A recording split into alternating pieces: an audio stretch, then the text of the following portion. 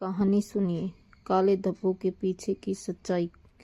कभी कभी जिंदगी हमें आईने के सामने खड़ा कर देती है और आईना सवाल पूछता है। चेहरा वही होता है, आंखें वही, लेकिन कुछ बदल चुका होता है। वो छोटे छोटे काले धब्बे जो धीरे धीरे चेहरे पर जगह बना लेते हैं। ये कहानी भी वहीं से शुरू होती है। एक साधारण सी लड़की थी, न ज्यादा मेकअप की शौकीन, न ज्यादा शिकायत करने वाली, लेकिन हर सुबह जब वो आईने में खुद को देखती तो एक अजीब सी थकान दिखती, चेहरे पर नहीं, मन में नहीं। शुरुआत में उसे ध्यान नहीं दिया, थोड़ा धूप की वजह से होगा, परीक्षा का तनाव, नींद पूरी नहीं हो रही।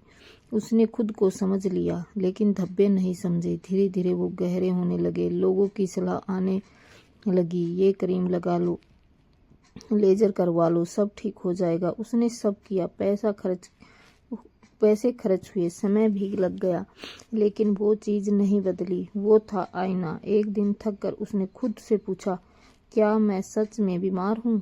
यह मेरा शरीर या मेरा शरीर मुझसे कुछ कह रहा है? यही से कहानी आयुर्वेद की तरफ मुड़ती है। आयुर्वेद कहता है, कोई बीमारी नहीं, ये शरीर का संदेश। जब शरीर में पीड़ा असंतुलित होता है तो अंदर की गर्मी बढ़ जाती है। ये गर्मी सबसे पहले जिगर, खून और त्वचा पर असर डालती है। देर रात तक जागना, मोबाइल की नीली रोशनी, बार बार तनाव, चाय, कॉफी, मसालेदार खाना, ये सब मिलाकर शरीर के अंदर आग जलाते हैं। और जब अंदर आग होती है तो बाहर धब्बे दिखते हैं। आयुर्वेद साफ कहता है, अगर चेहरा बिगड़ रहा है तो जड़ चेहरे में नहीं, लीवर में है।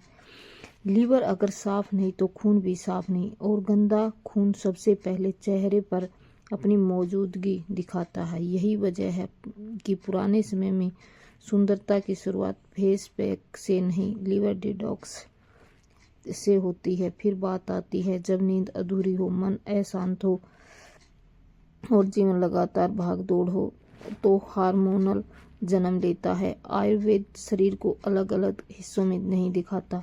वो कहता है, मन, शरीर और आत्मा तीनों जुड़े हुए हैं।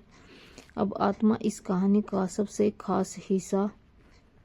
ये कोई एक उपाय नहीं है, ये एक जीवन शैली थी। सुबह शरीर को ठंडा करना, धनिया, जल, अनतमूल जैसे सरल उपाय से दिन में हल्का सात्विक भोजन, और रात को कुमकुमादि तेल, हरिद्रा से त्वचा को धीरे धीरे हील करना।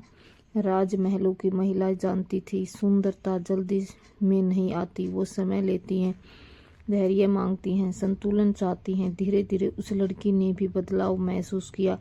धब्बे रातों रात गायब नहीं हुए, लेकिन उनका रंग हल्का होने लगा।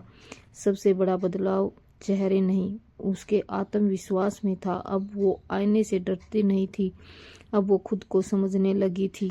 यही आयुर्वेद की असली शिक्षा है।